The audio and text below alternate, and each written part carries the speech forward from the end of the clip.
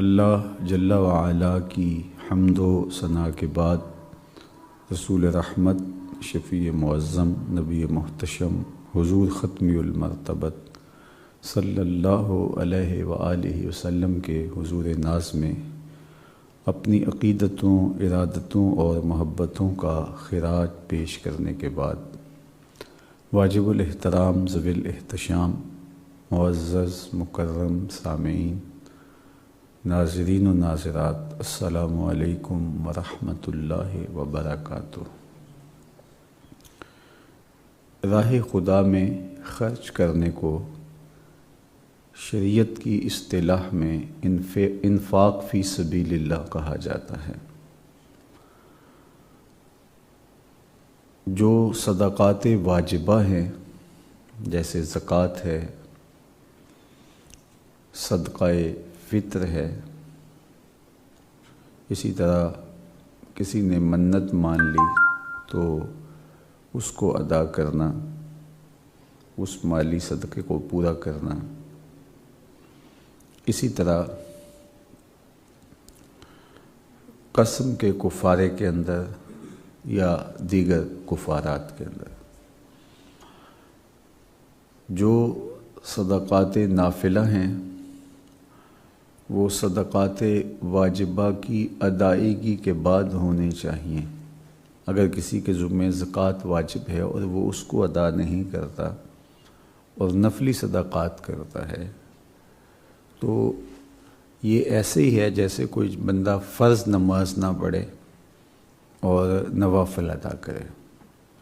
تو اولیت فرائض کی ہے، اس کے بعد پھر نوافل آتے ہیں۔ راہ خدا میں اپنے مال کا 40واں حصہ خرچ کرنا زکوٰۃ کہلاتا ہے۔ اس کے شریعت نے مصارف بھی بتا دیے کہ ان لوگوں پر آپ خرچ کر سکتے ہیں۔ اس کا نصاب بھی طے ہے، 52.5 تولے چاندی یا 7.5 تولے سونا یا دونوں میں سے کسی ایک کی قیمت تک آپ کے پاس جو مال ہے، رقم ہے، پارچہ جات ہیں، دیگر اشیاء ہیں، ان کی قیمت پہنچ جائے۔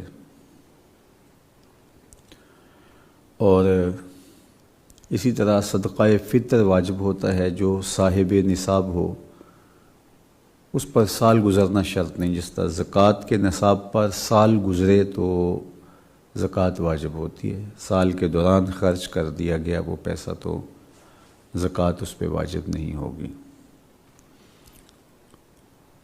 جو زمین ہے وہ 3 طرح کی ہے۔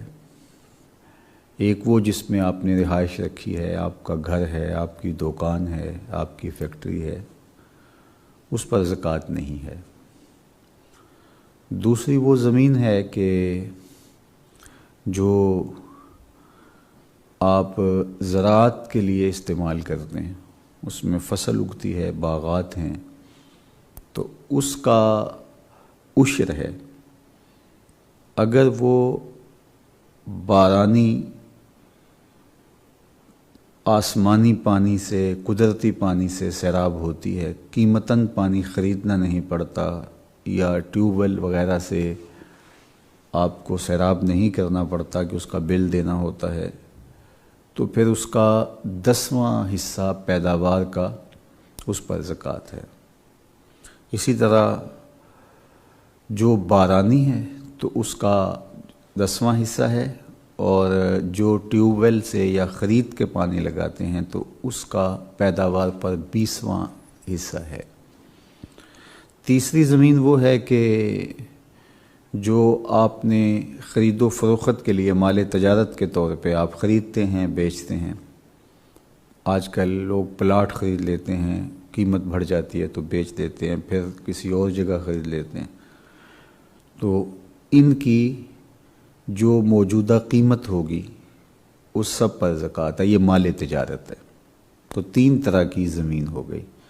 ایک وہ جو آپ کے استعمال میں ہے، رہائش ہے، گھر ہے، حویلی ہے، فیکٹری ہے، تو اس پر زکوٰۃ نہیں۔ دوسری وہ کہ جو زراعت کے پرپس کے لیے استعمال ہوتی ہے، تو اس کی پیداوار پر 10%، 10واں حصہ یا 20واں حصہ زکوٰۃ ہے۔ اور تیسری وہ زمین جو مال تجارت کے طور پہ آپ خریدتے بیچتے ہیں تو اس کی جو موجودہ قیمت ہوگی اس کے اوپر زکوٰۃ دینا ہوگی۔ بعض اوقات لوگ کہتے ہیں یہ تو کروڑوں روپے میں ہوتی ہے، تو آپ کے پاس کروڑوں روپے کی جائیداد ہے تو اس کے اوپر اللہ نے زکوٰۃ رکھی ہے۔ غریب آدمی پر تو زکوٰۃ نہیں ہے، تو بندہ کہے کہ یہ تو اتنی بن جاتی ہے، تو میاں یہ کتنوں کی اتنی بنتی ہے؟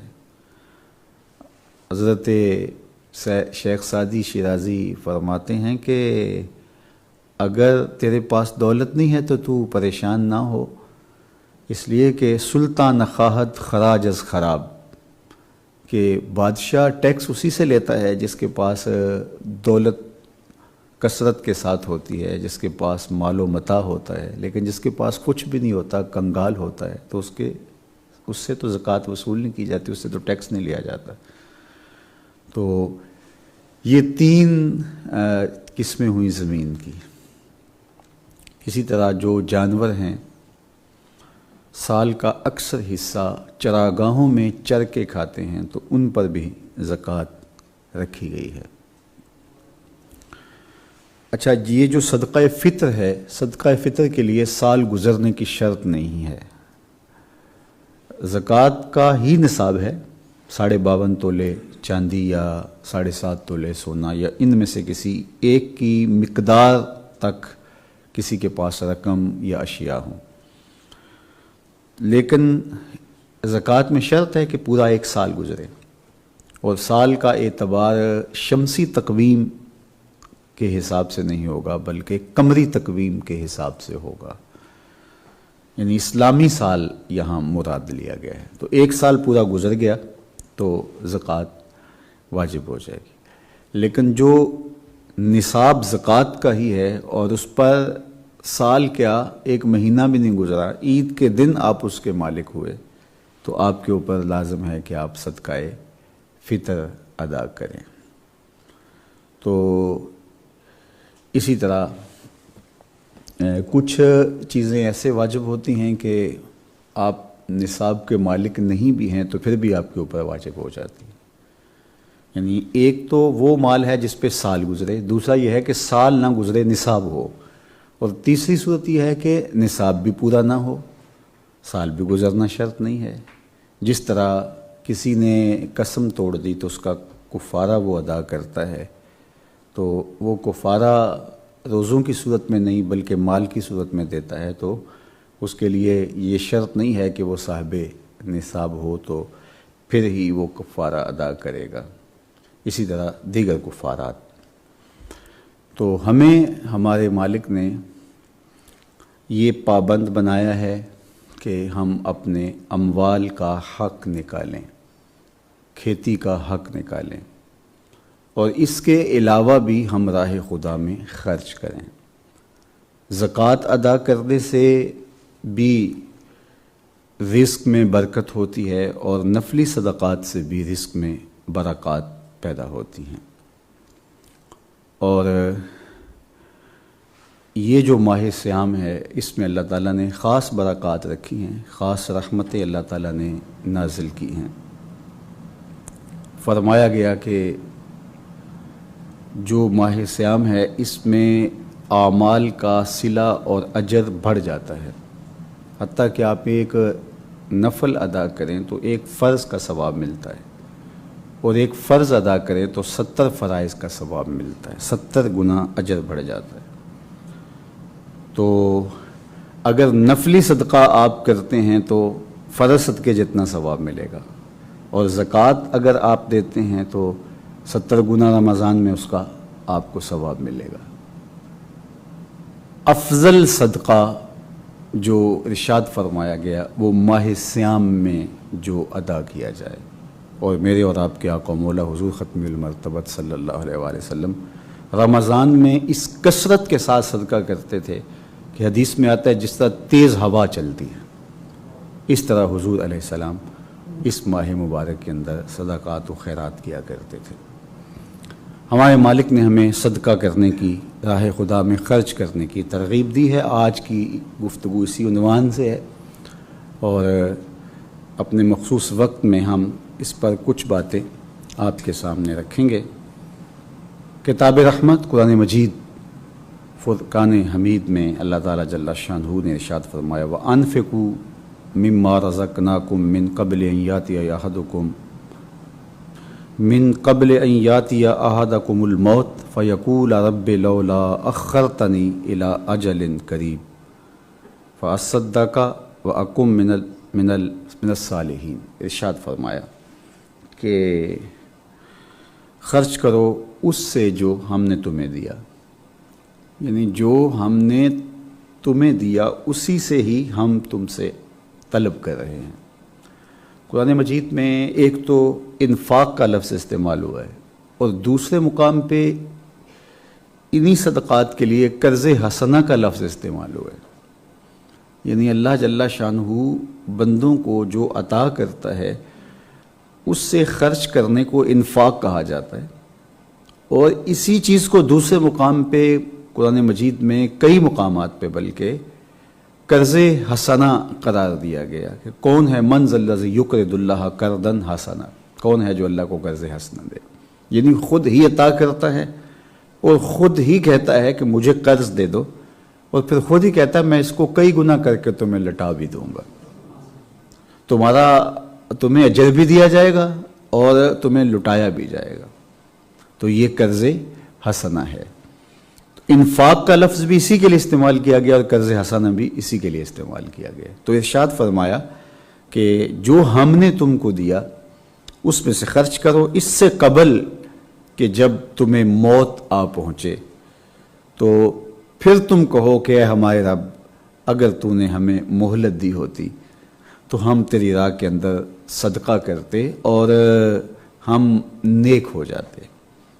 جب مخمصے کی حالت ہوتی ہے، جب آنکھیں تاڑے لگ جاتی ہیں اور جب انسان کسی کام کا نہیں رہتا اور وہ اب احکام بھی نافذ نہیں کر سکتا، کسی کو کہہ بھی نہیں سکتا، اب بس وہ دیکھ لیتا ہے اور سمجھ رہا ہے ساری کہانی، لیکن اب نہ وہ بول سکتا ہے نہ کسی کو اشارہ دے سکتا ہے، اب وہ اپنے آپ سے کہتا ہے کاش کہ مجھے تھوڑی سی مہلت مل جائے، 2 لمحے مل جائیں اور میں اپنے وارثوں کو کہہ دوں کہ میرا اتنا مال راہ خدا میں خرچ کر دو تاکہ میری آخرت سوکھی ہو جائے، میری زندگی کے جو لمحات اس وقت ہیں، میں جو دیکھ رہا ہوں کہ زندگی عارضی ہے، مختصر ہے، کچھ بھی نہیں ہے، تو میں اس مال کے ذریعے سے اپنی آخرت بہتر کر لوں، لیکن اس وقت تو ہاتھ میں کچھ نہیں ہوگا۔ تو اللہ فرماتا ہے قبل کہ اس وقت تم پچھتاؤ تو بہتر ہے کہ اب ہی ہمارے دیے ہوئے سے تم خرچ کر دو۔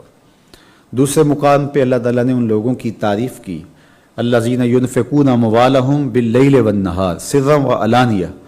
اللہ فرماتا ہے کہ یہ وہ لوگ ہیں کہ جو خرچ کرتے ہیں اپنے مال رات کو بھی دن کو بھی، اور مخفی بھی کرتے ہیں اور ظاہر بھی کرتے ہیں۔ فَلَهُمْ أَجْرُهُمْ عِنْدَ رَبِّهِمْ، ان کا اجر ان کے رب کے ہاں ہے۔ وَلَا خَوْفٌ عَلَيْهِمْ وَلَا هُمْ يَحْزَنُونَ، نہ انہیں خوف ہے اور نہ وہ حزن و ملال میں مبتلا ہوں گے۔ یہی لفظ اللہ نے اپنے ولیوں کے لیے ارشاد فرمائے، الا ان اولیاء اللہ لا خوف علیہم ولا هم يحزنون۔ اور کتاب رحمت قرآن مجید میں ان لوگوں کے لیے جو مخفی بھی خرچ کرتے ہیں اور اعلانیہ بھی خرچ کرتے ہیں، جہاں ضرورت اعلانیہ کی ہے وہاں اعلانیہ خرچ کرتے ہیں، اور جہاں ضرورت مخفی خرچ کرنے کی ہے وہاں مخفی خرچ کرتے ہیں۔ کچھ امور ایسے ہوتے ہیں کہ وہاں اعلانیہ ہی خرچ کرنا پڑتا ہے۔ حضور نے جہاد کے لیے فنڈ مانگا تو وہ اعلانیہ ہے، کوئی مسجد بنانا چاہتا ہے تو خرچ راہ خدا میں، لیکن یہ اعلانیہ ہی ہوگا، یہ چھپا کے تو نہیں ہو سکتا۔ کوئی جو ہے وہ دارالشفا بنانا چاہتا ہے، دواخانہ ہاسپٹل بنانا چاہتا ہے، تو ظاہر ہے کہ یہ اعلانیہ ہی ہوگا۔ تو لیکن کچھ امور ہیں کہ جو مخفی کیے جائیں، پوشیدہ کیے جائیں، یہ گفتگو انشاءاللہ آگے چل کے آتی ہے۔ تو ارشاد فرمایا کہ ان کے لیے اجر ہے، وہ ان کے پر کوئی خوف نہیں ہے اور نہ وہ غمزدہ ہوں گے۔ حضرت انس بن مالک رضی اللہ تعالیٰ عنہ فرماتے ہیں کہ جب قرآن مجید کی یہ آیت کریمہ اتری لن تنالوا البر حتی تنفقوا مما تحبون، تم اتنی دیر تک نیکی کی حقیقت کو نہیں پا سکتے، نیکی کے اس مقام کو نہیں حاصل کر سکتے، तुम नेकी को उतनी देर तक नहीं पहुंच सकते जब तक तुम उससे खर्च ना करो जो तुम पसंद करते हो। यानी दो चीज़ें हैं, एक वो है कि जो तुम्हें पसंद नहीं है तुमने राह खुदा में उसको खर्च कर दिया। जितने पुराने कपड़े थे साल के बाद निकाले और वो लोगों में बांट दिए। अल्लाह इसका भी अजर देगा, मैं नहीं कहता उसका अजर नहीं मिलेगा, लेकिन नेकी की हकीकत और नेकी का वो रंग और वो जमाल तुम्हें हासिल तभी होगा जब तुम चीज़ों में से वो चीज़ खर्च करोगे जो तुम पसंद करते हो। फल तोड़ा ये एक्सपोर्ट क्वालिटी है, ये हमने मकामी मंडी में फ़रोख्त करनी है, ये घर वालों के लिए हैं, ये रिश्तेदारों के लिए हैं, और आखिर के अंदर जो गला सड़ा रह गया तो वो एक तरफ ढेर लगा दिया और कहा ये गरीबों के लिए है। तो कहा कि तुम नेकी की हकीकत नहीं पा सकते जब तक तुम माल में से उसको खर्च ना करो जिसको तुम पसंद करते हो।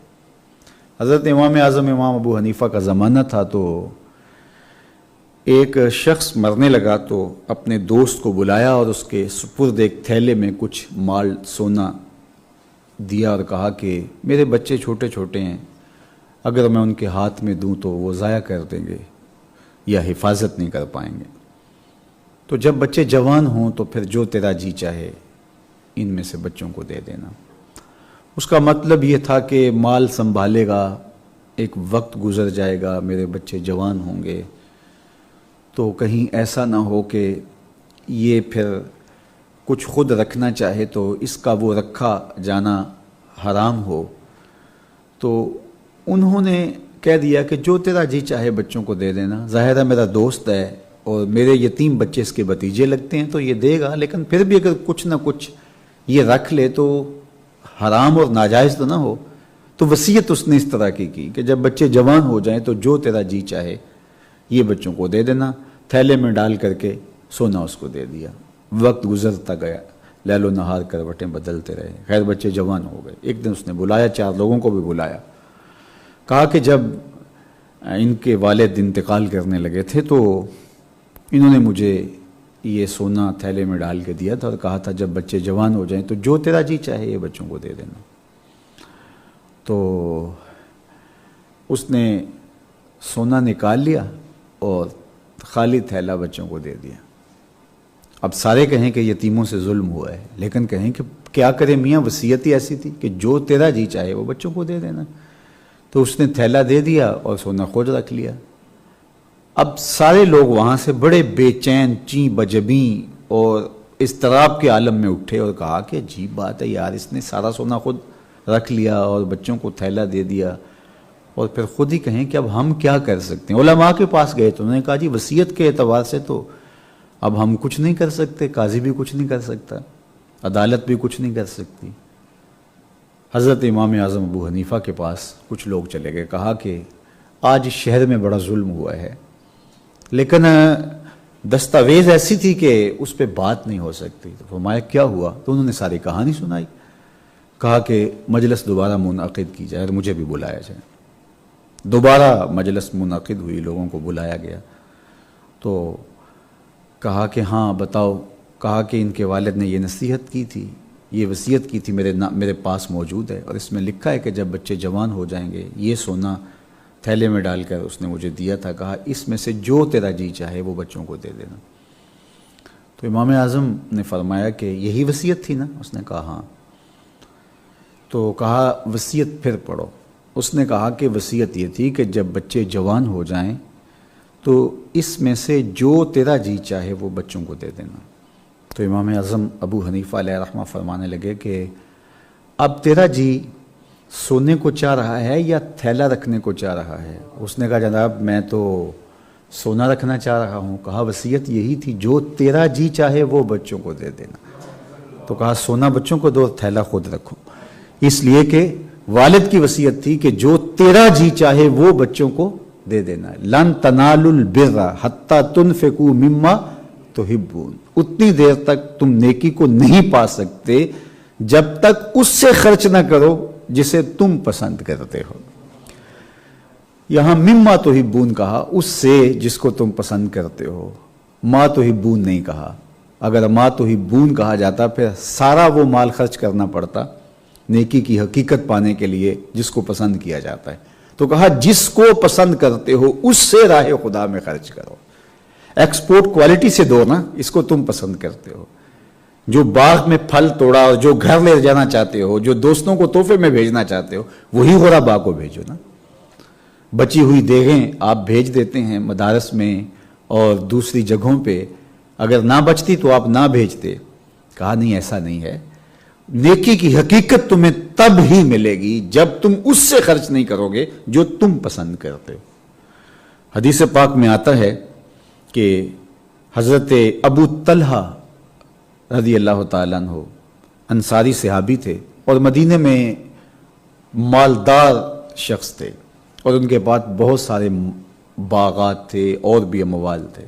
حضرت انس بن مالک رضی اللہ تعالیٰ عنہ اس کو روایت کرتے ہیں، کہتے ہیں جب یہ آیت کریمہ اتری تو وہ حضور کے پاس آ گئے اور کہا حضور یہ جو اللہ تعالیٰ جل شانہ نے فرمایا ہے کہ تم نیکی کی حقیقت کو نہیں پا سکتے جب تک تم اس سے خرچ نہ کرو جس کو تم خود پسند کرتے ہو، تو بیرے ہا یہ سب سے میرا پسندیدہ کنواں ہے اور یہ باغ اور سب سے زیادہ میرے لیے یہ محبوب ہے، تو پھر آپ گواہ بن جائیے میں اس باغ کو راہ خدا میں خرچ کرتا ہوں۔ تو آقا کریم علیہ الصلوۃ والسلام بہت خوش ہوئے اور حضور نے فرمایا کہ واہ واہ کیا بات ہے، اور پھر حضور علیہ السلام نے فرمایا کہ اب اس کو اپنے قریبی رشتہ داروں میں اور اپنے چچا کے بیٹوں کے اندر، انہوں نے کہا کہ حضور میں اس کو تقسیم کر دیتا ہوں اور میں اپنے قریبی رشتہ داروں میں اور چچا کے بیٹوں کے اندر تقسیم کر دیتا ہوں۔ تو انہوں نے وہ بیرے ہا جو ان کو سب سے زیادہ محبوب ہے راہ خدا میں خرچ کر دیا۔ قرآن مجید کی جب یہ آیت نازل ہوئی من ذا الذی یقرض اللہ قرضا حسنا، کون ہے جو اللہ کو قرض حسنا دے؟ تو ایک صحابی تھے ابو دہدا رضی اللہ تعالیٰ عنہ، تو ان کا ایک باغ تھا جس میں 600 کھجوروں کے درخت تھے۔ اب کھجوروں کا باغ لگایا جائے تو کب کھجوریں بڑی ہوتی ہیں، کب ان کو پھل لگتا ہے، ایک زندگی بیت جاتی ہے نا۔ تو کھجوریں جوان تھی اور پھلوں سے لدی تھیں، اور ادھر یہ آیت نازل ہو گئی کہ من ذا الذی یقرض اللہ قرضا حسنا، کون ہے جو اللہ کو قرض حسنا دے؟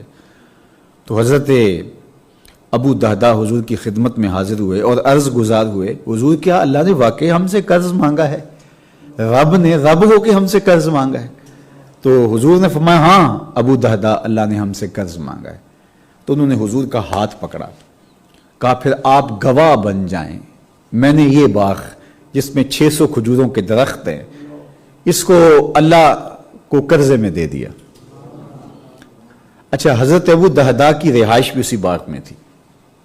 وہاں آج بھی مدینہ المنورہ آپ جائیں تو باغات کے ارد گرد 4 دیواریاں ہیں اور وہاں لوگوں کی رہائشیں بھی اندر ہوتی ہیں۔ تو اندر ہی رہائش تھی تو وہ اندر نہیں جا رہے، باہر کھڑے ہو گئے اور اپنی بیوی کو اور اپنے بچوں کو آواز دیتے ہوئے کہتے ہیں یا امت دہدا اخرجی، اے دہدا کی امی جلدی جلدی بچوں کو لے کے باہر آ جا، یہ باغ اب ہمارا نہیں رہا، ہم نے اللہ کو دے دیا ہے۔ اچھا، وہ خاتون آگے سے الجھتی نہیں ہے کہ تم نے کیا کیا، آگے کوئی انتظام نہیں ہے اور یہ باغ تھا اور یہ بھی تم نے راہ خدا میں دے دیا، میں بچوں کو لے کے اس وقت کیا تم کہہ رہے ہو؟ انہوں نے جلدی جلدی سامان سمیٹا، بچے لیے اور باہر آ گئے۔ باہر آ گئی تو ابو دہدا کھڑے تھے، کہا یہ باغ میں نے اللہ کو خرچ جو ہے وہ قرضے میں دے دیا۔ تو ام دہدا ایک ایک لفظ پہ نثار ہو جائیں جو انہوں نے کہا، انہوں نے کہا رابحہ بیع کا یا ابا دہدا، دہدا کہ ابو تو نے بڑا ہی نفع والا سودا کر لیا، بڑا ہی منافع بخش سودا کیا ہے۔ اللہ اکبر۔ راہ خدا میں دیتے ہوئے جب تمہیں خوشی محسوس ہو رہی ہو تو پھر سمجھ لو کہ تمہارا یہ پیش کرنا اللہ کی بارگاہ میں بہت مستجاب اور مقبول ہے۔ خوشی سے سرشاری ہو کے میں اس کو دے رہا ہوں، وہ مجھ سے قرضہ مانگتا، وہ رب ہو کے خود دے کے اور خود کہہ رہا مجھے قرضہ دے دو، اور پھر کہتا ہے کہ میں اس قرضے کو لوٹاؤں گا بھی، اور ایسا نہیں ہے کہ جتنا تم نے دیا اتنا لوٹاؤں گا، کئی گنا لوٹاؤں گا۔ اللہ اکبر، دگنا اور اس کو دونا دون کر کے تمہیں لٹاؤں گا اور تم دیکھو گے کتنی رحمتیں اوپر برستی ہیں۔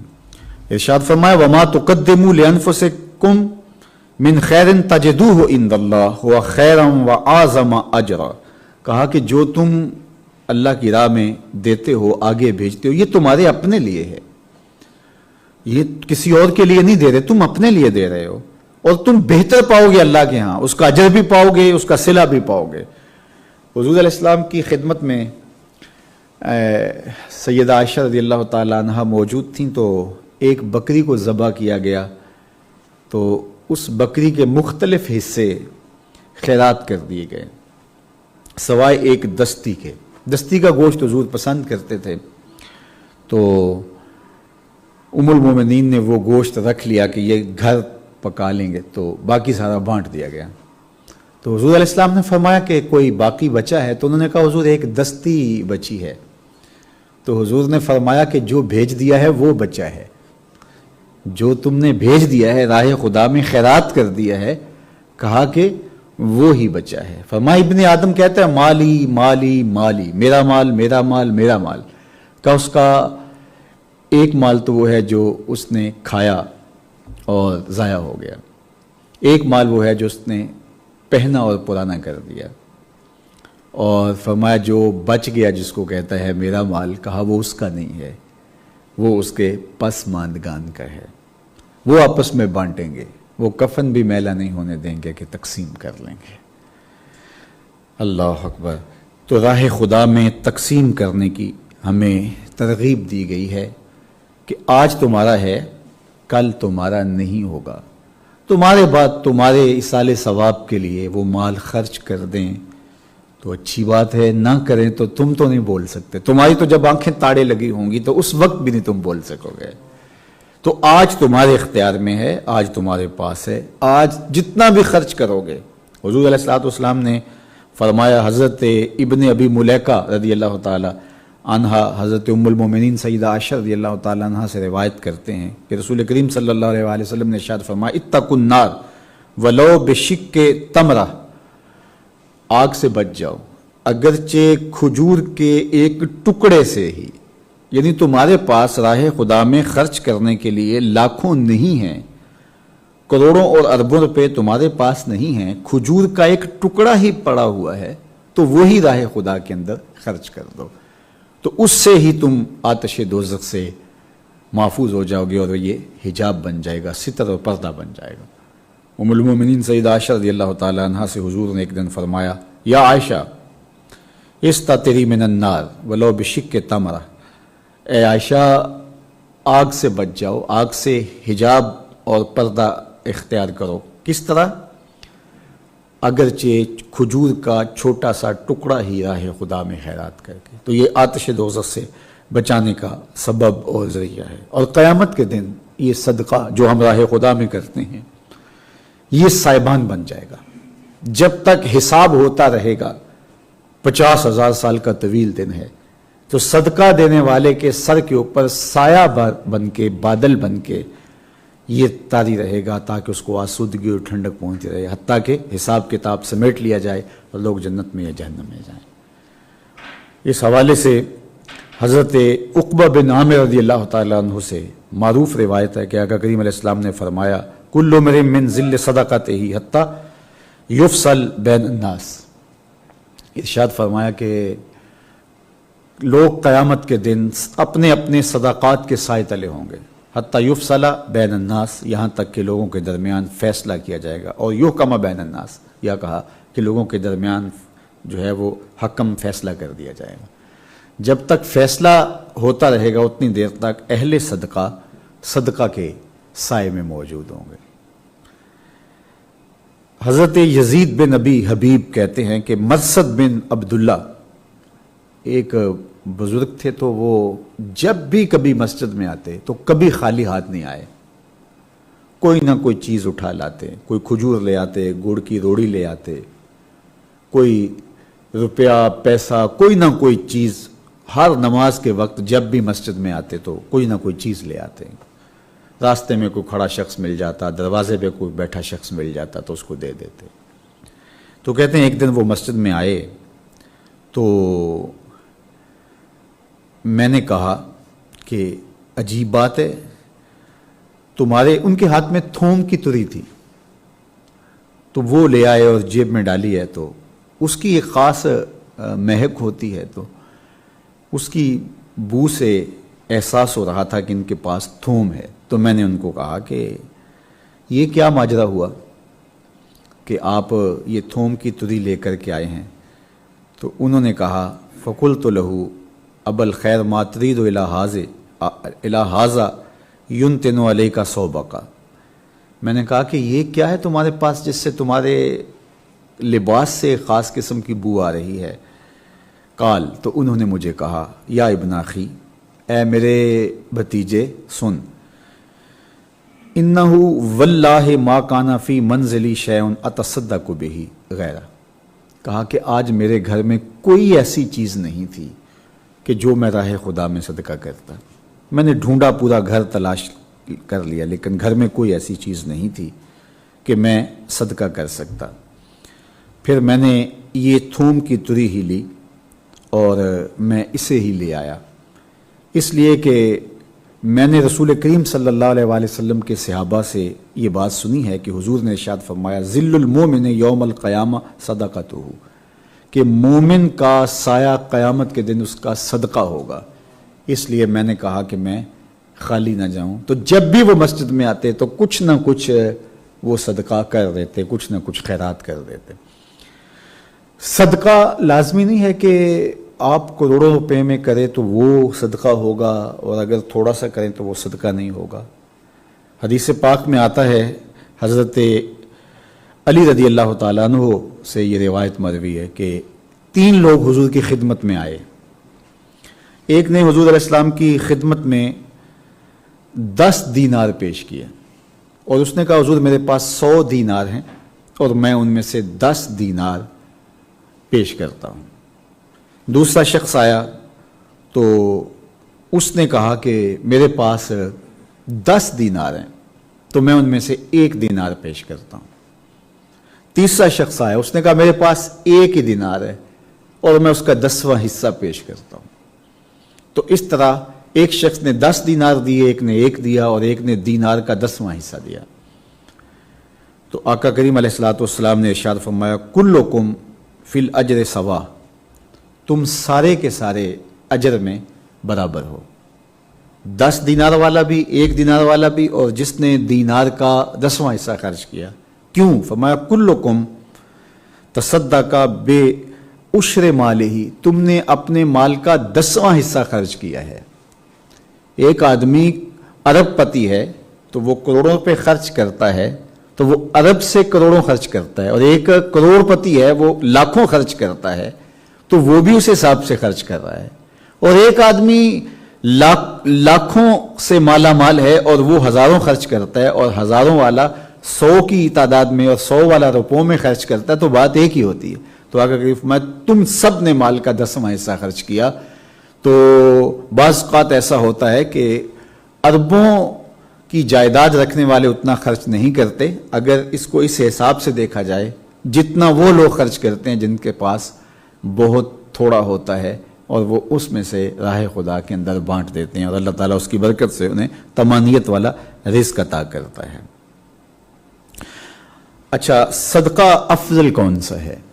اس حوالے سے ایک روایت حضرت جابر بن عبداللہ رضی اللہ تعالی عنہ سے مروی ہے کہ حضور علیہ الصلوۃ والسلام نے ارشاد فرمایا کہ افضل صدقہ وہ ہے جو غنا کی حالت کے اندر کیا جائے، اور تم اس وقت اس پوزیشن میں ہو کہ تمہیں اس بات کا ڈر ہو کہ میں مالی طور پہ کمزور بھی ہو سکتا ہوں، اور اپنے ہاتھ سے تم راہ خدا میں بانٹ دو، تو یہ افضل خرچہ ہے۔ اور یہ بھی ارشاد فرمایا، حضرت عبید بن خشخاش حضرت ابو ذر رضی اللہ تعالی عنہ سے روایت کرتے ہیں، تو وہ کہتے ہیں میں نے حضور علیہ الصلوۃ والسلام سے پوچھا کہ یا رسول اللہ صلی اللہ علیہ وآلہ وسلم کہ افضل صدقہ کون سا ہے؟ تو فرمایا کہ جو اضعاف مضاعفہ، جو دگنا دون ہوتا ہے۔ تو کہتے ہیں میں نے کہا یا رسول اللہ تو ان میں سے افضل پھر کون سا ہوا؟ تو آقا کریم علیہ الصلوۃ والسلام نے فرمایا کہ خود کنگال ہو جانے کا ڈر ہو اور فقیر کو، یا پھر وہ صدقہ جو فقیر کو کیا جائے اور مخفی انداز میں کیا جائے، تو یہ صدقہ جو ہے وہ افضل ہے۔ حضرت ابو امامہ رضی اللہ تعالی عنہ فرماتے ہیں کہ رسول کریم صلی اللہ علیہ وسلم نے ارشاد فرمایا، مسجد کے اندر حضور علیہ الصلوۃ والسلام بیٹھے ہوئے تھے، تو حضور علیہ الصلوۃ والسلام سے یہ سوال جب کیا گیا تو حضور نے یہی بات ارشاد فرمائی جو ابھی ذکر ہوئی ہے۔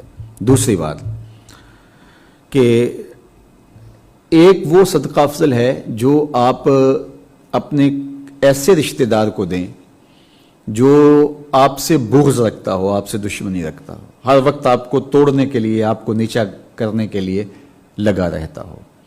یہ روایت حضرت ابو ایوب انصاری رضی اللہ تعالیٰ عنہ سے ہے کہ حضور نے ارشاد فرمایا، ان افضل الصدقۃ الصدقۃ علی ذی الرحم الکاش، جو شخص آپ کے ساتھ مخفی دشمنی رکھتا ہو، اوپر اوپر سے تو میٹھا بنتا ہو لیکن آپ کے لیے ہر وقت جو ہے وہ بدی ہی سوچتا ہو، آپ کو گرانے کے لیے ہی لگا رہتا ہو، تو ایسے اس کو کاشے کہتے ہیں۔ تو ایسے شخص کو اگر آپ مجبور پاؤ تو پھر اس کو جو تم صدقہ دیتے ہو تو یہ افضل ترین صدقہ ہے۔ کیوں؟ اس لیے کہ تمہارا نفس اس میں کبھی شامل نہیں ہوگا کہ یار یہ تو اب مشکل میں پھنس گیا ہے اور میرا دشمن ہے اور مجھے تکلیف پہنچانے میں لگتا ہے، تو اب تو اس کو مزید رگڑنا چاہیے اور یہ تو ذلیل ہو تو اچھا ہے، لیکن تم اللہ سے ڈر کے، تمہارے طبع کے اندر جو فیاضی اور سخاوت رکھی ہوئی ہے اس سے مجبور ہو کے جب تم اس کو دیتے ہو تو تمہارا نفس پیچھے رہ جاتا ہے اور اللہ کی رضا مقدم ہو جاتی ہے۔ تو یہ صدقہ اللہ جل شانہ کو بہت زیادہ محبوب ہے۔ اچھا، یہ تو آپ نے بارہا سنا ہے کہ جو شوہر بیوی پر مال خرچ کرتا ہے یا بچوں پہ خرچ کیا جاتا ہے وہ بھی صدقہ ہے۔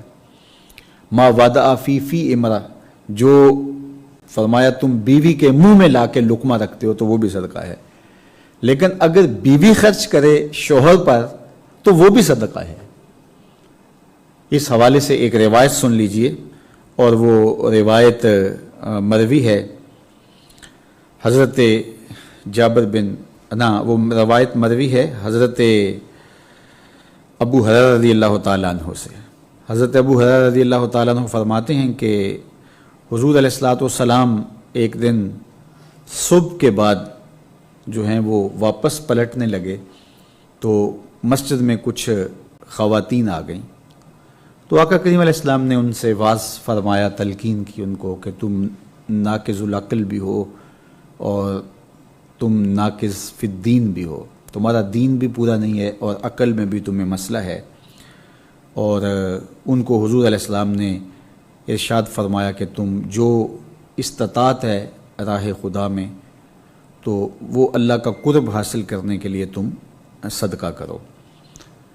تو ان خواتین میں سے ایک خاتون تھی جن کا نام زینب تھا، اور یہ بیوی تھی حضرت عبداللہ ابن مسعود رضی اللہ تعالی عنہ کی۔ وہ گھر گئیں تو جوش و خروش تھا، تو انہوں نے گھر کے کچھ سامان کو جو ان کے ذاتی زیورات خواتین کے ذاتی ہوتے ہیں تو وہ انہوں نے لیے، تو صدقہ کرنے کے لیے جب انہوں نے ارادہ کیا تو حضرت عبداللہ ابن مسعود رضی اللہ تعالیٰ عنہ نے دیکھا تو انہوں نے کہا کہ کیا ارادے ہیں؟ انہوں نے ساری کہانی سنائی اور کہا کہ میں اس کو صدقہ کرنا چاہتی ہوں تاکہ آخرت کے معاملے اچھے ہوں اور اللہ کی قربت مجھے حاصل ہو۔ ساری کہانی انہوں نے حضور سے جو واعظ سنا تھا، حضور نے جو ارشادات کیے تھے، ان کی روشنی میں جو ان کے دل میں رقت نرمی پیدا ہوئی، تو انہوں نے کہا کہ میں تو اس کو راہ خدا میں خرچ کرنے جا رہی ہوں۔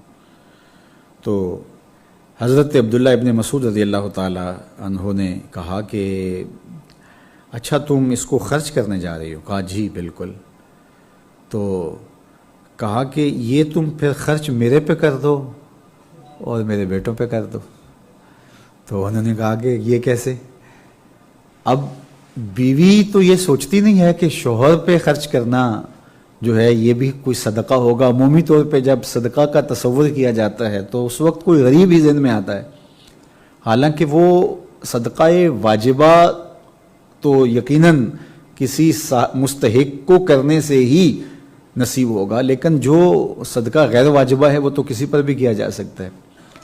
تو اس نے کہا یہ بات کیسے کہ آپ پر صدقہ کر دوں اور آپ کے بچوں پہ صدقہ کر دوں. اچھا میں حضور کے پاس جاتی ہوں اور حضور علیہ السلام سے پوچھتی ہوں، اگر حضور نے اجازت دی تو ٹھیک ہے، یہ تو اچھی بات ہوگی کہ گھر میں صدقہ ہو جائے. تو وہ حضور علیہ السلام کے دروازے پہ گئیں. جب وہاں پہنچی تو اور بھی بہت ساری خواتین وہاں آئی ہوئی تھیں. تو حضرت بلال حبشی رضی اللہ تعالیٰ عنہ ملے تو انہوں نے کہا کہ حضور علیہ السلام کو اطلاع کرو کہ زینب آئی ہے. تو وہ حضور کی بارگاہ میں حاضر ہوئی اور حضور کی بارگاہ میں حضرت بلال حاضر ہوئے تو انہوں نے کہا کہ حاضر زینب تستاذن یا رسول اللہ صلی اللہ علیہ وسلم، حضور یہ باہر زینب کھڑی ہیں اور آپ سے اجازت طلب کرتی ہیں. تو حضور نے فرمایا ایو زیانب، یعنی بہت ساری زینب نامی عورتیں تھیں مدینہ المنورہ میں، وہاں کون سی زینب؟ تو فقالو امرات عبداللہ بن مسعود، کہا کہ عبداللہ ابن مسعود کی بیوی. فقال اذنوا لها، فرمایا ٹھیک ہے اس کو اجازت دو اور لے آؤ. تو وہ حاضر خدمت ہو گئی. کہتی فدخلت علی النبی صلی اللہ علیہ وسلم فقالت یا رسول اللہ صلی اللہ علیہ وسلم انی سمعت منک مقالۃ، میں نے آپ سے گفتگو سنی، آپ کا کلام ملاحظہ کیا. فرجعت الی ابن مسعود، اور ابن مسعود کے پاس میں واپس جب گھر گئی، فحدثتہ، اور میں نے ساری کہانی ان کو بیان کی. وَأَخَذْتُ حُلِيًّا أَتَقَرَّبُ بِهِ إِلَى اللَّهِ وَإِلَيْكَ، اور میں نے کچھ زیور لیا اور میری آرزو یہ تھی کہ میں اس زیور کو خیرات کر کے اللہ کی بھی قربت پالوں، اس کے رسول کی بھی قربت پالوں، حضور کی بھی رضا نصیب ہو جائے، اللہ کی رضا بھی نصیب ہو جائے. تو جب میں نے یہ کیا تو میرے شوہر عبداللہ ابن مسعود نے کہا تصدقی بہی علیہ وعلی ولدی، میرے پہ خرچ کر دے، میرے بچوں پہ خرچ کر دے. فَإِنَّا لَهُ مَوْدِعٌ، ہم مستحق ہیں. میرے شوہر نے کہا ساڑھے تے خرچہ کر دے. تو کہتی ہیں کہ کیا ایسا ہو سکتا ہے؟ تو حضور علیہ السلام نے فرمایا کہ ہاں تم ایسا کر سکتی ہو، تم اپنے شوہر پہ اس کو خیرات کر سکتی ہو، اس کو صدقہ کر سکتی ہو. تو شوہر پہ جو بیوی صدقہ کرے تو وہ بھی اللہ کی بارگاہ میں تقرب کا سبب ہے. بیوی شوہر پہ صدقہ کرے اور اس طرح شوہر بیوی پہ کرے، باپ بچوں پہ کرے، اپنی اولاد کو، اور پھر ایک وقت آتا ہے کہ اولاد باپ پہ کرے، ماں پہ کرے. جب وہ ماں باپ بوڑھے ہو جائیں تو پھر وہ ان کی خدمت کرے، تو وہ بھی صدقہ ہے. اپنے دوستوں کے ساتھ جو آپ ان کو کھانا کھلاتے ہیں، ان کی دعوت کرتے ہیں، ان کو چائے پلا دیتے ہیں یا ان کی مدد اعانت کر دیتے ہیں، یہ بھی صدقہ ہے. تو یہ ساری صورتیں صدقے کی ہیں اور اللہ کی رضا کا سبب اور ذریعہ ہے. اپنے احباب پر اور اپنے اہل خانہ پر، اپنے دوستوں پر، اور یہ لازمی نہیں ہے کہ بہت سارا مال آپ کے پاس ہو تو پھر ہی یہ صدقہ ہے. حضور نے ارشاد فرمایا کہ جو آدمی اپنی بیوی کو کچھ پیش کرے وہ صدقہ ہے. اور عباس بن ساری رضی اللہ تعالیٰ عنہ فرماتے ہیں ایک دن حضور نے فرمایا ان الرجل اذا سقا امرأتہ من الماء اجرا، جب کوئی شخص اپنی بیوی کو پانی پلا دے تو یہ بھی صدقہ ہے اور اس کا بھی اس کو اجر دیا جائے گا. ایک گلاس پانی کا بیوی کو پیش کر دے، گھر سے ہی جو ہے وہ کولر سے لے اور بیوی کو پیش کر دے، صدقے کا ثواب پالے. حضرت عباس بن ساریہ کہتے ہیں جب میں نے یہ حدیث سنی تو میں تو بڑا خوش ہوا اور میں سیدھا گھر چلا گیا. اور گھر میں جب پہنچا تو فرماتے ہیں کہ میں نے پانی بھرا اور اپنی بیوی کو پیش کیا تو بیوی نے مجھ سے پانی لیا. تو وہ بڑی حیران ہوئی کہ آج خیر تو ہے کہ باہر سے آئے ہیں اور پانی مانگنے کی بجائے جلدی جلدی سے پانی کا گلاس لیا اور مجھے پیش کر دیا. تو حضرت ارباز بن ساریہ کہتے ہیں جب میں نے بیوی کو پانی پیش کیا تو وہ مجھے دیکھنے لگی، کہنے لگی کہ کیا ماجرا ہے؟ تو میں نے کہا سنو پھر تمہیں حضور کی حدیث سناتا ہوں. اور وہ حضور کا فرمان یہ کہ جو اپنی بیوی کو پانی کا گلاس بھی پیش کرے اللہ اس کو بھی صدقے میں لکھتا ہے اور اس کا بھی اجر عطا کرتا ہے. تو اس لیے میں تجھے حضور علیہ الصلاۃ والسلام سے سنی ہوئی جو حدیث تھی اس پر فوری عمل کر رہا ہوں اور تمہیں پانی کا گلاس پلا رہا ہوں. اب یہ بتاؤ یہ کوئی مہنگا سودا ہے؟ کتنا سستا سودا ہے. جنت کے راستے کتنے آسان ہے. بیوی کے ساتھ خوشی سے بات کرنا، تمہارے چہرے پہ تبسم ہو، وہ بھی صدقہ ہے. اللہ اکبر. اور اپنے بچوں پر خرچ کرنا، اس سے آپ کے قلب کو تقویت ملتی ہے. بچہ کوئی فرمائش کرے اور آپ کی استطاعت ہو اور اس فرمائش کو پورا کرنا اس بچے کے لیے کوئی نقصان کا سبب نہ ہو.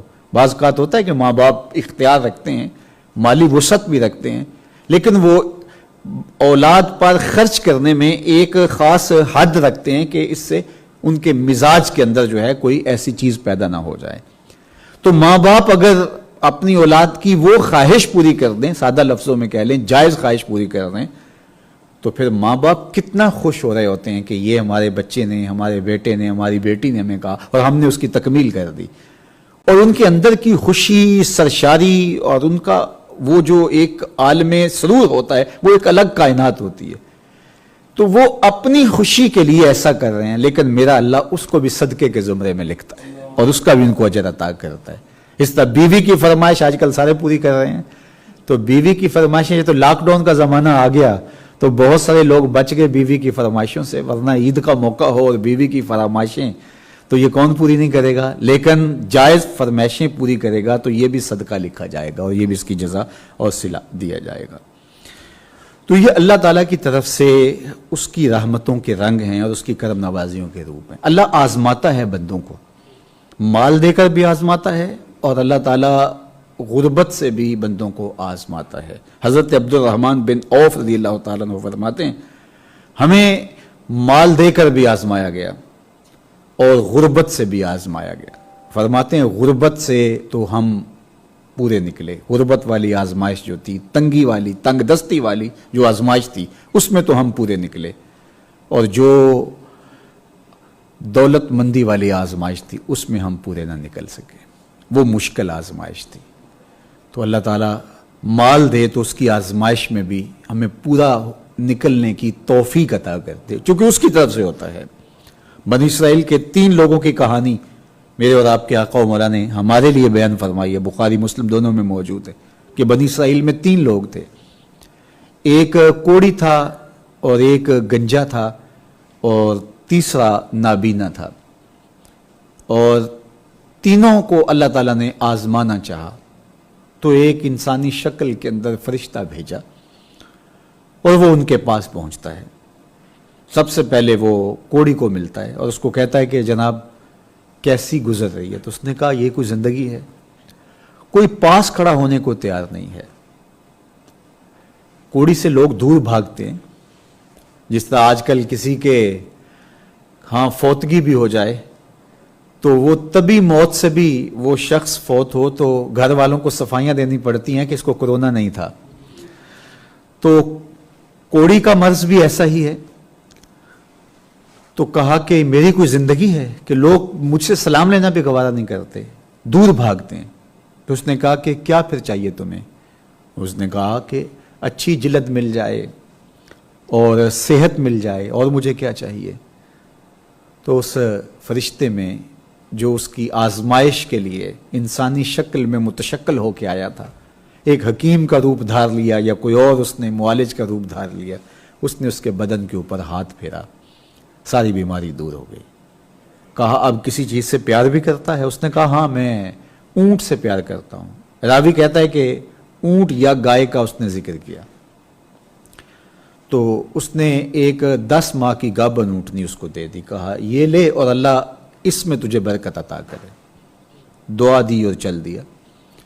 آگے وہ شخص جو گنجا تھا اور اس کے سر سے پیپ بہتی تھی، اس کے پاس جا کھڑا ہوا، کہا جناب کیا حال ہے؟ اس نے کہا کوئی حال نہیں ہے، یہ حال ہے میرا کہ سر سے لمحہ لمحہ پیپ بہتی ہے. اور لوگ میرے پاس کھڑے نہیں ہوتے، میرے بدن سے جو خاص قسم کی بدبو آتی ہے، کون مجھے اپنے پاس بٹھائے گا؟ نہ کوئی میری دعوت کرے اور نہ مجھے کوئی قبول کرے، زندگی ایک جبر مسلسل کے علاوہ کچھ بھی نہیں۔ تو اس نے کہا کیا چاہتا ہے؟ اس نے کہا میں کیوں نہیں چاہوں گا کہ میری یہ بیماری دور ہو جائے اور سر پہ بال اگ گئیں۔ تو اس نے ہاتھ پھیرا، بیماری جاتی رہی۔ کہا کہ کچھ تمہیں مال سے بھی محبت ہے؟ کہا ہاں، میں گائے کو پسند کرتا ہوں۔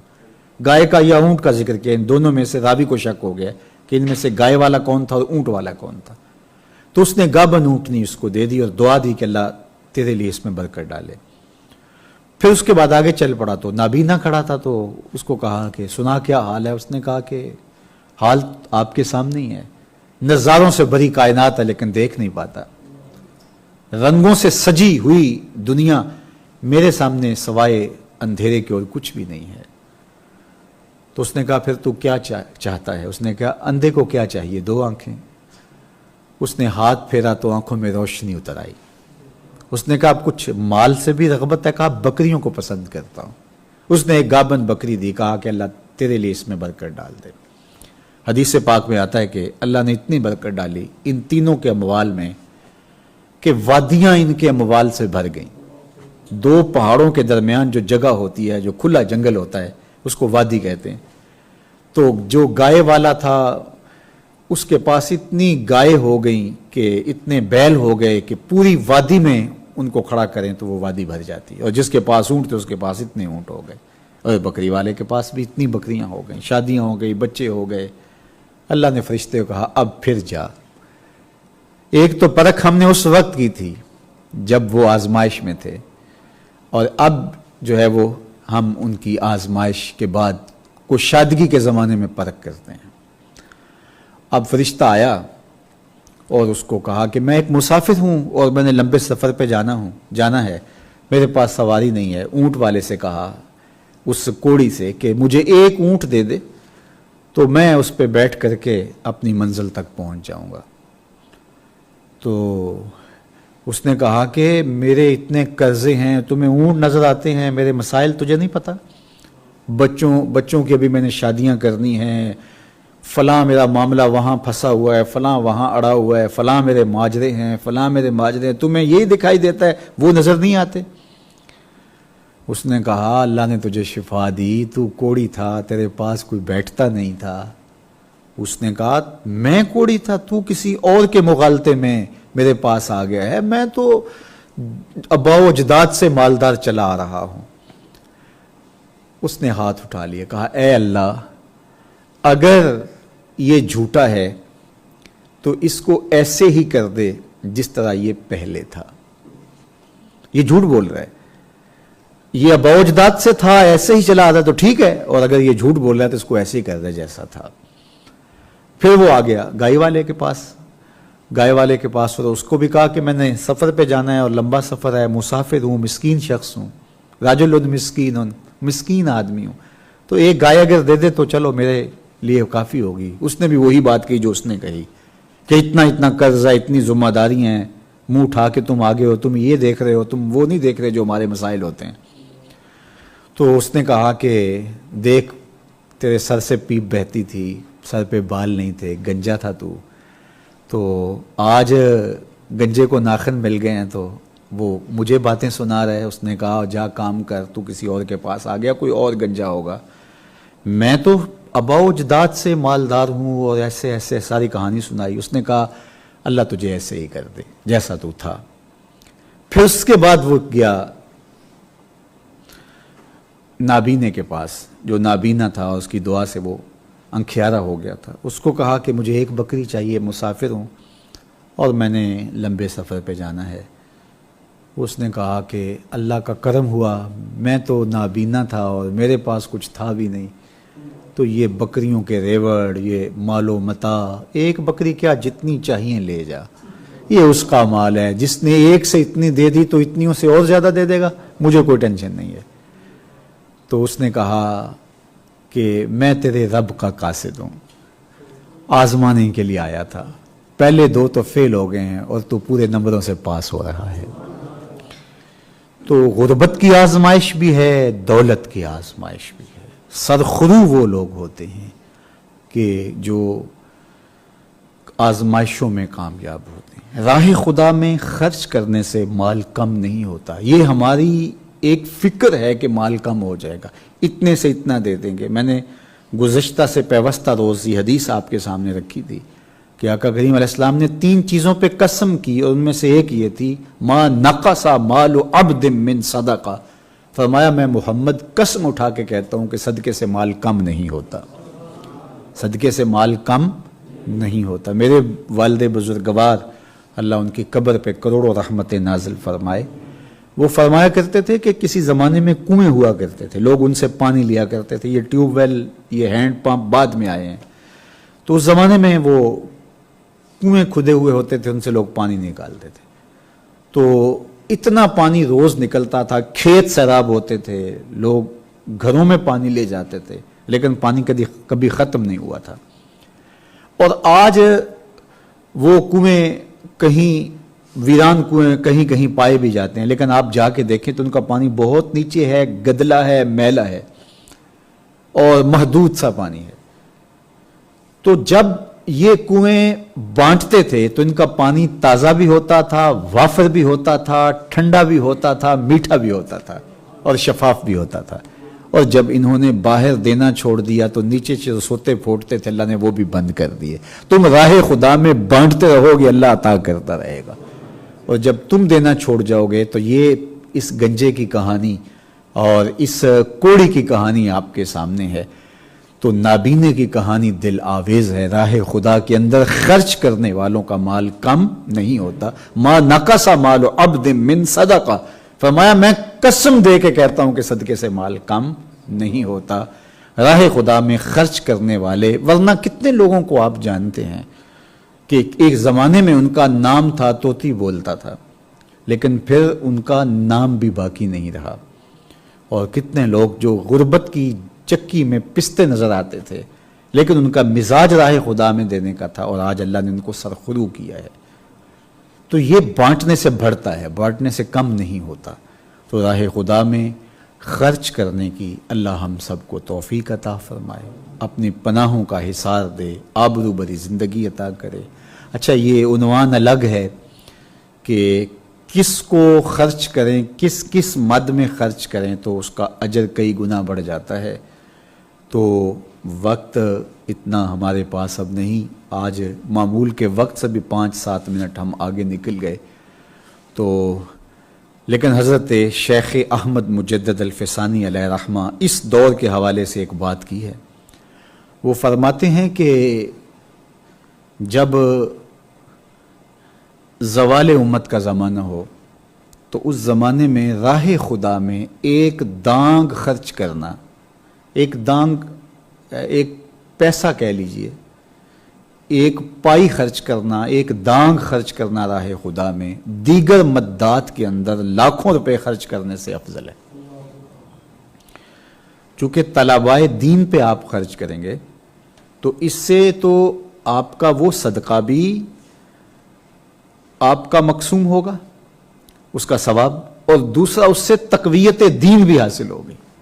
مدارس دینیہ کے اندر طلباء پڑھیں گے، دین سیکھیں گے، اور آگے بڑھ کر کے وہ دین کی ساکھ کو بچائیں گے، دین کی حفاظت کریں گے، دین کی نشر و توزیع کا سبب بنیں گے، اور دین کے لیے اپنے آپ کو پیش کریں گے۔ تو اس لیے مدارس دینیہ کے اندر خرچ کرنے سے بہت زیادہ ثواب اور اجر رکھا گیا ہے۔ اسی طرح جو آپ کا قریبی رشتہ دار ہے، اگر وہ کنگال ہے تو اس کو خرچ کریں گے تو اس پر 2 اجر رکھے گئے ہیں، ایک صدقے کا اجر دیا گیا ہے اور ایک اس پر صلہ رحمی کا اجر دیا گیا ہے۔ تو ایک دفعہ خرچ کرنے سے آپ کو 2 اجر نصیب ہوں گے۔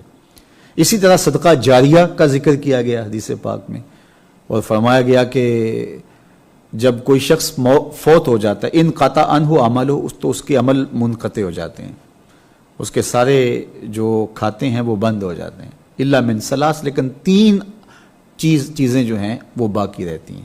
اس میں سے ایک چیز ارشاد فرمائی کہ وہ علم ینتفع بہ، جس سے لوگ نفع پائیں۔ تو نفع حاصل جس سے کیا جائے وہ علم صدقہ جاریہ کے طور پہ باقی رہتا ہے. لوگوں کو پڑھا گیا, لوگوں کو شعور دے گیا, تو اس کی برکتیں اس کو قبر میں ملتی رہیں گی. اور دوسری بات ارشاد فرمائی کہ صدقہ جاریہ مثال کے طور پہ مسجد بنا گیا تو جب تک موجود رہے گی لوگ سجدے کرتے رہیں گے. ہاسپٹل بنا دیا, جب تک وہاں مریضوں کا علاج ہوتا رہے گا اس کو ثواب ملتا رہے گا. مدارس دینیاں کھڑے کر گیا اور انسانی ضروریات کے لیے ایسا کنواں کھدوا دیا, اور جہاں پانی کی ضرورت تھی, صاف پانی کی ضرورت تھی, آج کل وہ RO پلانٹ لگتے ہیں وہ لگوا دیا. تو یہ صدقہ جاریہ کی صورت, جب تک وہ چیز موجود رہے گی اتنی دیر تک اس کو اس کا ثواب ملتا رہے گا. اور تیسری بات حضور نے فرمائی صدقہ جاریہ کے طور پہ, وَوَلَدٌ صَالِحٌ يَدْعُو لَهُ, نیک اولاد جو والدین کے لیے دعا کرے. تو صالح اولاد وہی ہوتی ہے جو والدین کے لیے دعا کرے. اور میں کہتا ہوں اگر نماز پانچگانہ کی عادی اولاد ہو تو اہتمام سے دعا نہ بھی کرے تو دن میں کتنی مرتبہ کہے گی ربنا اغفر لی ولوالدی, اللہ مجھے بھی بخش دے, میرے ماں باپ کی بھی مغفرت فرما دے. تو اللہ ہم سب کو صالح اعمال بجا لانے کی توفیق دے, صدقہ جاریہ کریں, صدقہ نافلہ کریں. ہمیں اگر اموال دیے گئے جو نصاب تک پہنچتے ہیں تو مستحق لوگوں تک اس کا حق جو مال کا ہے زکوٰۃ کی صورت میں وہ ادا کرنے کی توفیق عطا کرے, اور ہم سب کو مال کے فتنوں سے محفوظ فرمائے. مال کے ساتھ جو فتنے آتے ہیں, مال کے ساتھ جو شر آتی ہے اس سے محفوظ فرمائے. اور مال اگر ان شرور سے پاک ہو تو اس کو الخیر کہا گیا ہے, انہو لحب الخیر لشدید, یہاں خیر سے مراد المال ہے تو اس کو خیر کہا گیا ہے. یہ تمہارے لیے تو جنت میں جانے کا سبب و ذریعہ بن جائے گا. قیامت کے دن ذل عرش کا جو ہے وہ ذل سایہ بن جائے گا تمہارے اوپر اس کڑی دھوپ میں, جب تک حساب ہوتا رہے گا یہ سائبان بن کے تمہارے اوپر صدقہ تمہارا مال جو تم نے راہ خدا میں پیش کیا موجود رہے گا. یہ بری موت سے بچاتا ہے, یہ صدقہ راہ خدا میں جو ہم کرتے ہیں یہ بری موت سے بچاتا ہے, یہ آخرت کی بہتری کی ضمانت بن جاتا ہے, یہ اللہ کی قربت کا ضامن بن جاتا ہے. یہ صدقہ راہ خدا میں جو کیا گیا یہ آپ کے اعمال کی قبولیت کا ذریعہ بن جاتا ہے, یہ اموال کی پاکی کا سبب اور ذریعہ بنتا ہے, گناہوں کا کفارہ اور گناہوں کی معافی کا ذریعہ بن جاتا ہے.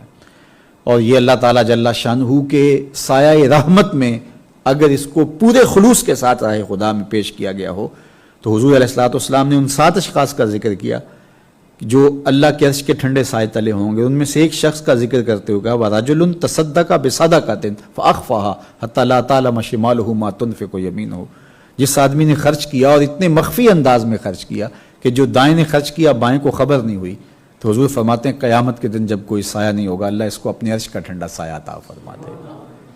تو یہ اللہ تعالیٰ کی خاص رحمتیں ہیں اور خاص کرم نوازیاں ہیں جو اللہ نصیب فرمائے گا صدقہ کرنے والے کو, صدقہ دینے والے کو. اور ہمیں یہ کہا گیا داو مرداکم بالصدقہ, کہ اپنے مریضوں کا علاج صدقے سے کرو. اللہ اکبر, صدقہ جب کرتے ہو تو شفا نصیب ہوتی ہے, یہ شفا کا ذریعہ بنتا ہے. ڈاکٹر کے پاس ہم جاتے ہیں, حکیم کے پاس, طبیب کے پاس جاتے ہیں, ضرور جائیں, دوا استعمال کرنا سنت ہے, لیکن اس سے قبل صدقہ کریں تاکہ وہ دعا میں اثر کی شیرینی میرا مالک ڈال دے. چونکہ دوا میں شفا تو نہیں رکھی ہوئی, شفا تو اللہ کے حکم میں ہے, وہ دوا میں ڈال دے, وہ دعا میں ڈال دے, وہ شفا جہاں رکھ دے. تو صدقہ کر کے پھر ڈاکٹر کے پاس جاؤ تو پھر اللہ آپ کے لیے آسانیاں پیدا کر دے گا اور رحمت نازل فرمائے گا. اللہ ہم سب کو اپنی پناہ میں رکھے. وآخر دعوانا ان الحمد للہ رب العالمین.